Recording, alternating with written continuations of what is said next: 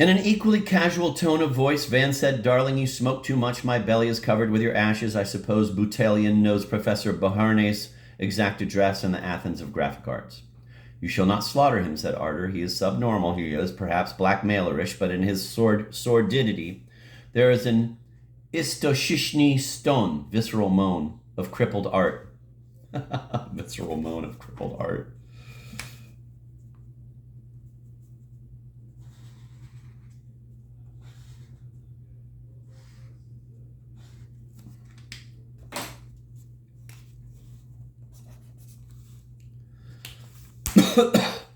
Furthermore, this page is the only really naughty one, and let's not forget that a copperhead of 8 was also ambushed in the brush. "Art my foot.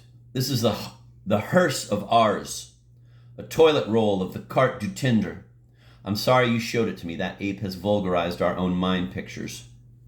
I will either horsewhip his eyes out or redeem our childhood by making a book of it. Artists, a family chronicle." "Oh, do," said Arter, skipping another abominable glimpse, apparently through a hole in the boards of the attic. "Look, here's our little Caliph Island. I don't want to look anymore. I suspect you find that filth titillating. Some nuts get a kick from motor bikini comics. Please, Van, do glance. These are our willows, remember? Quote, the castle bathed by the Ador. The guidebooks recommend that tour, end of quote. It happens to be the only one in color. The willows look sort of greenish because the twigs are greenish, but actually they are leafless here. It's early spring, and you can see our red boat souvenance through the rushes. And here's the last one, Kim's Apotheosis of Artists. The entire staff stood in several rows on the steps of the pillared porch behind the bank president, Baroness Veen, and the vice president, Ida Lariviere.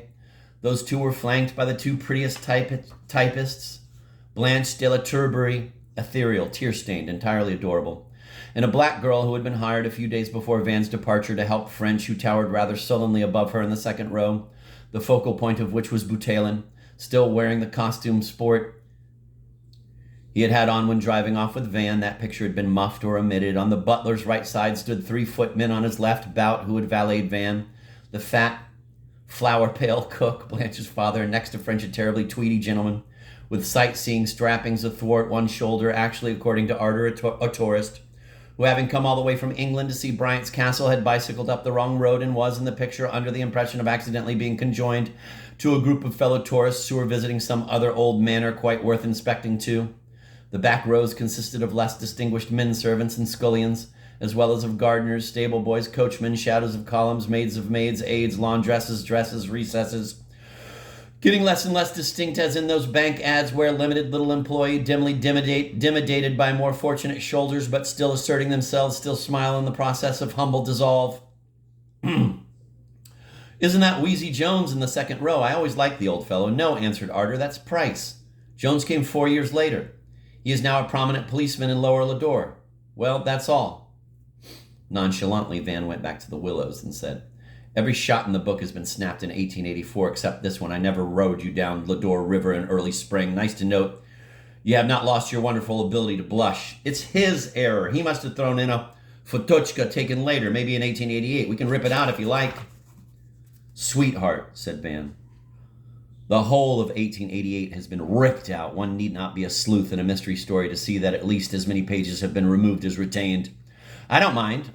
I have no desire to see the Nebenkrauter and other pendants of your friends botanizing with you, but 1888 has been withheld, and he'll turn up with it when the first grand is spent. I destroyed 1888 myself, admitted proud Arter, but I solemnly swear, that the man behind Blanche in the Perron picture was, and has always remained, a complete stranger. Good for him, said Van. Really, it has no importance. It's our entire past that has been spoofed and condemned. On second thoughts, I will not write that family chronicle. By the way, where's my poor little Blanche now? Oh, she's all right. She's still around. You know, she came back after you abducted her. She married our Russian coachman, the one who replaced Bingle Ben, as the servants called him. Oh, she did. That's delicious. Madame Trofim Fartukov. I would never have thought it. They have a blind child, said Arter. Love is blind, said Van.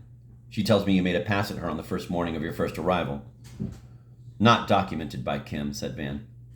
Will their child remain blind? Did you get them a really first-rate physician? Oh, yes, hopelessly blind. But speaking of love and its myths, do you realize, because I never did before talking to her a couple of years ago, that the people around our affair had very good eyes indeed?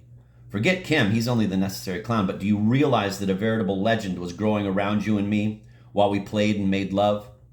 She had never realized, she said again and again, as if intent to reclaim the past from the matter-of-fact triviality of the album, that their first summer in the orchards and orchidariums of artists had become a sacred secret and creed throughout the countryside. Romantically inclined handmaids whose reading consisted of Gwen de Vere and Clara Murtvago adored Van, adored Ardor, adored artists' ardors and arbors.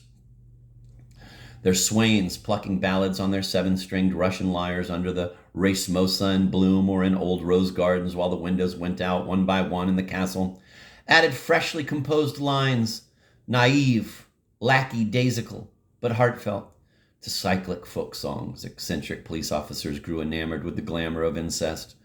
Gardeners paraphrased iridescent Persian poems about irrigation and the 4 arrows of love. Night watchmen fought insomnia in the fire of the clap with the weapons of Vaniata's adventures. Herdsmen spared by thunderbolts on remote hillsides used their huge moaning horns as ear trumpets to catch the lilts of Lodore. Virgin chatelaines in marble-floored manors fondled their lone flames, fanned by Van's... Virgin chatelaines in marble-floored manors fondled their lone flames, fanned by Van's romance. And another century would pass, and the painted word would be retouched by the still richer brush of time. All of which, said Van, only means that our situation is desperate.